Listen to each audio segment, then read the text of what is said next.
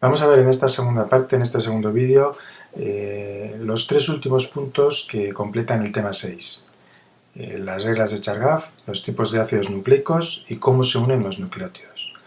En primer lugar veremos las reglas de Chargaff. Chargaff fue un químico austriaco que emigró a Estados Unidos durante la era nazi y que postuló unas reglas muy importantes que ayudaron a Watson y Crick a descubrir la estructura del DNA. Esa imagen es de Chargaff. ¿Cuáles son esas tres reglas? Bueno, primero, la cantidad de adenina y timina es la misma dentro de la cadena de la doble hélice de DNA. Y la cantidad de citosina y guanina también es la misma. Es decir, hay la misma cantidad de adenina y de timina y la misma cantidad de citosina y de guanina. Luego, la suma de adenina y guanina es igual a la suma de citosina y timina. Es decir, la suma de bases púricas es igual a la suma de bases pirimidínicas. Y por último, la suma de adenina y timina no necesariamente es igual a la suma de citosina y guanina. Con esto podemos concluir que Chargaff determinó que las uniones entre bases nitrogenadas dentro de la doble hélice de DNA siempre se dan entre una adenina y una timina y entre una citosina y una guanina. Ahí lo tenéis representados. La A se une con la T y la C con la G. O también puede ser la T con la A o la G con la C. Da igual el orden. Pero siempre es A, T y C con G. Siempre.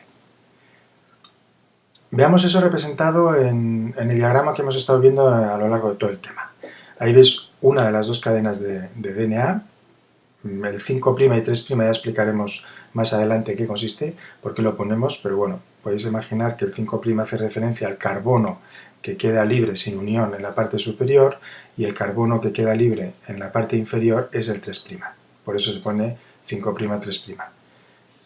En el otro lado tenemos la otra cadena DNA para hacer la doble hélice. Ya veremos también por qué se sitúa de forma invertida. El 5' está abajo y el 3' está arriba. Insisto, lo veremos un poquito más adelante. Lo que interesa ahora es que veamos los enlaces que hay en el interior de la doble hélice. Veis que siempre se unen una adenina con una timina y una citosina con una guanina, o una guanina con una citosina, y una timina con una adenina.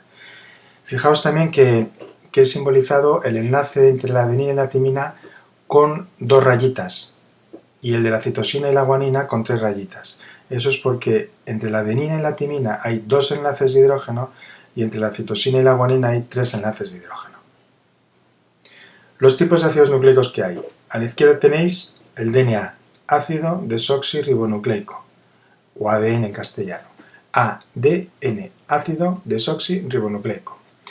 Está formado por 2 cadenas de nucleótidos en las que las bases nitrogenadas siempre son AT y CG, o sea, adenina, timina, guanina y citosina. Las ponemos así para que veáis que siempre se unen la A con la T y la C con la G.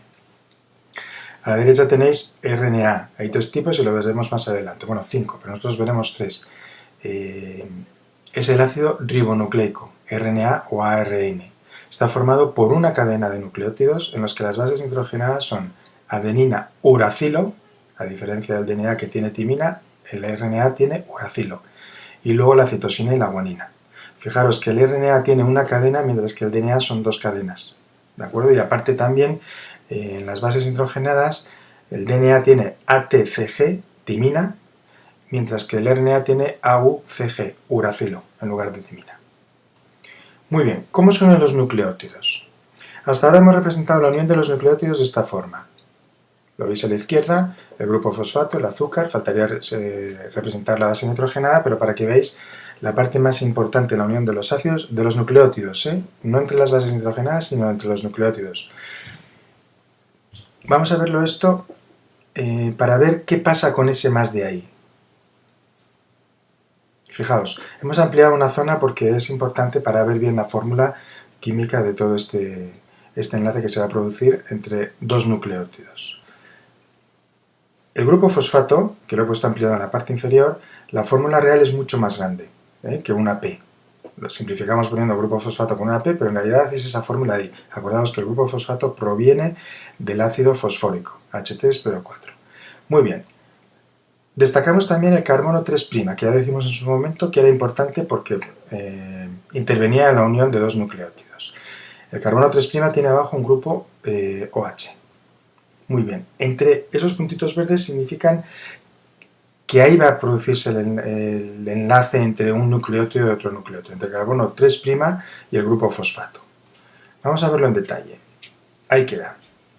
¿Veis cómo queda unido el carbono 3' con el grupo fosfato de abajo? Pero en esta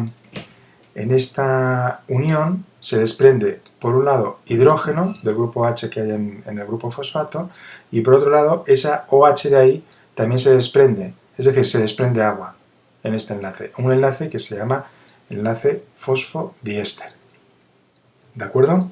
Ahí tenéis pues representado ya para que conozcáis bien en detalle cómo se unen dos nucleótidos y que ya no lo representemos, ya no lo veremos más con un más cuando situamos dos nucleótidos juntos para formar una cadena de DNA o RNA, sino que en realidad estarán unidos el carbono 3' con el grupo fosfato.